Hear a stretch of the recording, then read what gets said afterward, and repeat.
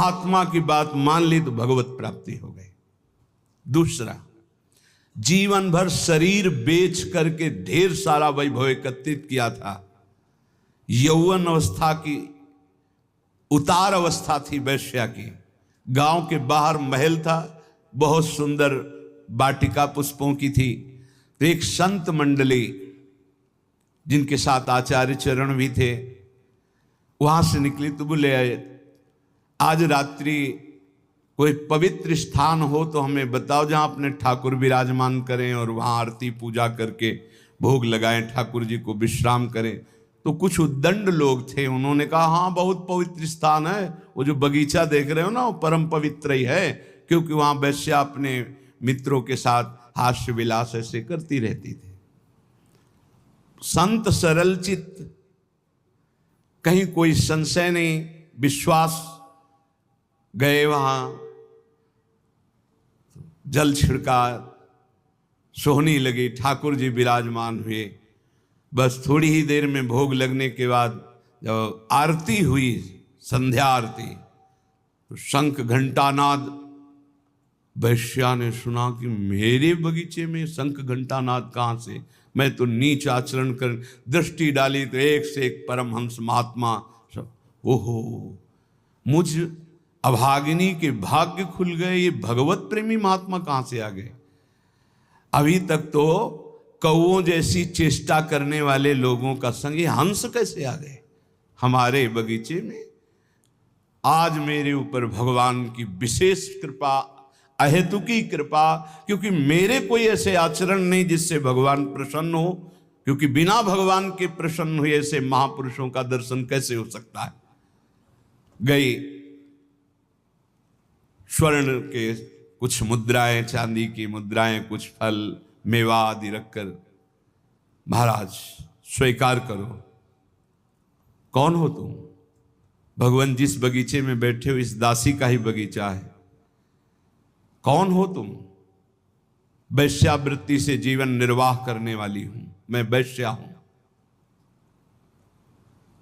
कहा बेटा कोई बात नहीं, भगवान के तो सब संतानें हैं, कोई बात नहीं, पर हम लोग तुम्हारा ये फल, ये धन, ये भोग सामग्री नहीं पा सकते, शास्त्र मर्यादा है। तो क्या भगवान हमारे उद्धार के लिए कोई रास्ता नहीं?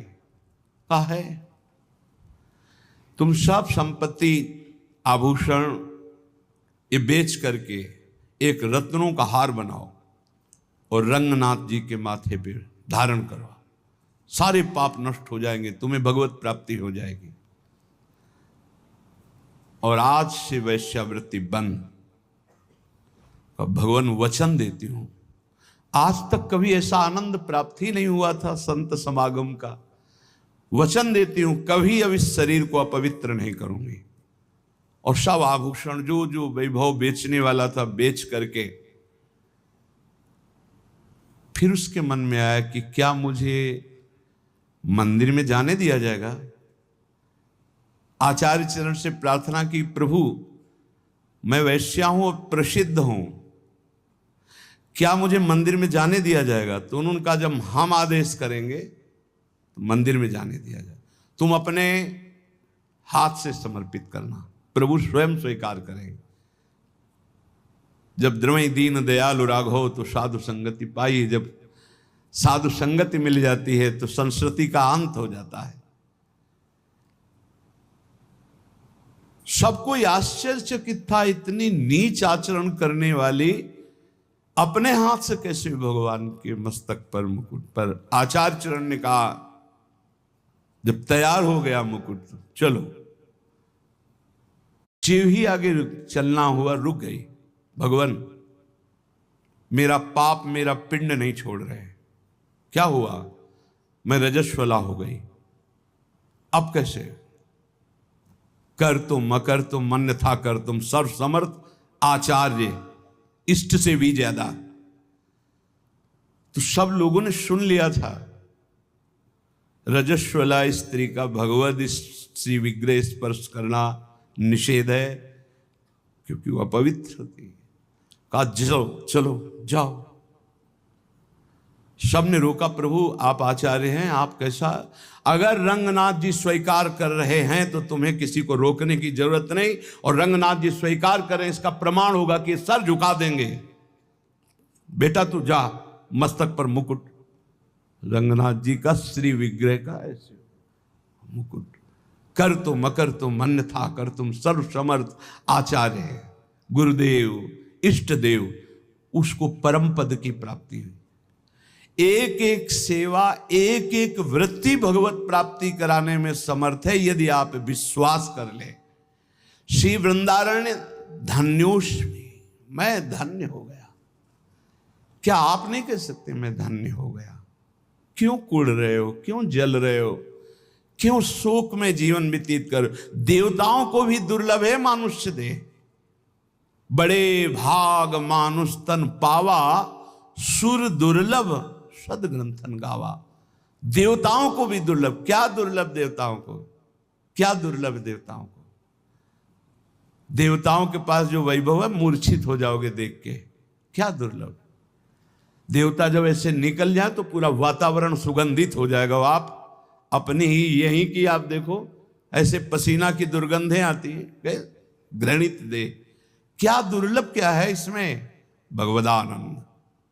देवता भगवदानंद नहीं प्राप्त कर सकते, आप इसी जन्म में दिव्य भगवदानंद प्राप्त कर सकते हैं। अभी तो वैराग्य का आनंद नहीं अनुभव में आया है, त्याग का आनंद नहीं आया है, वैराग्य का आनंद, भगवदानंद। अभी तो भोगानंद यही आपको ललचाए हुए है, आज तक तृप्त नहीं हुए, आज तक घृणा नहीं हुई भोगों से। दुर्भाग्य है। भगवदानंद तो अब आप शास्त्र धाम की महिमा, नाम की महिमा, प्रभु की कृपा की महिमा वर्णन करें, इस पर विश्वास कर लो कि मुझे मेरी साधना से नहीं, इनकी श्री वृंदारण्य धन्योष्मि, मैं धन्य हो गया। महत्वत कृपा, आपकी महत कृपा से पात्रितोष्मि, मुझे पात्र बना दिया। बस लोहा कभी सोना नहीं बन सकता। ये तो पारसमणि का चमत्कार है। मैं कभी श्री जी को नहीं प्राप्त कर, ये तो मेरे गुरुदेव की कृपा, मेरे आचार्य की कृपा, मेरे इष्ट देव की कृपा, महत्वत कृपा। पात्रो, मुझे पात्र बना दिया। वो बनाते हैं पात्र, छू गया तो लोहा सोना बन गया। ये तो हम ये न दत्तो, मुझे वो दिया जो विधि ब्रह्मा सुख परमहंस सुखदेव जी, सनकाद्यर्थनीय सनक सनंदन सनातन सनत कुमार स्ववासा, आप में अखंड वास की याचना करते हैं, मुझे वो दे दिया। जो रज शिव सनकादिक याचत, सो रज शीश चढ़ाऊं, किशोरी तेरे चरणन की रज पाऊं। हे वृंदावन धाम, हे युगल किशोर, अब मेरी वृत्ति आप में ही निरंतर स्थित रहे गौर श्याम जोरी, ऐसी कृपा कर दो, मैं धन्य हो गया हूं। आप ध्यान से सुनना। श्री वृंदाटवी कोटि मात्र परम स्नग्ध स्वभावे रमे। 3-4 बार दर्शन हुए एक वृद्ध महान भाग्यशाली के कृष्णाशरणम में से कुछ। एक दिन दृष्टि में दृष्टि मिली, दिखाई दिया कि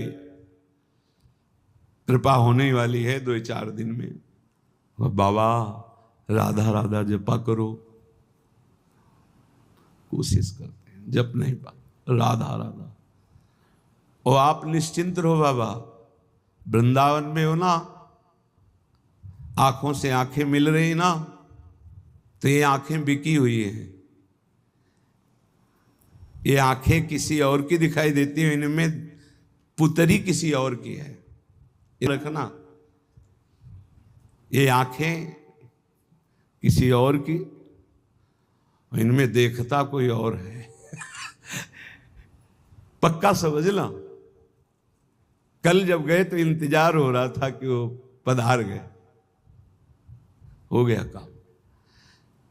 श्री वृंदाटवी कोटि मात्र परम स्नग्ध स्वभावे, करोड़ों माताओं जैसा प्यार, एक बार भगवत प्राप्ति।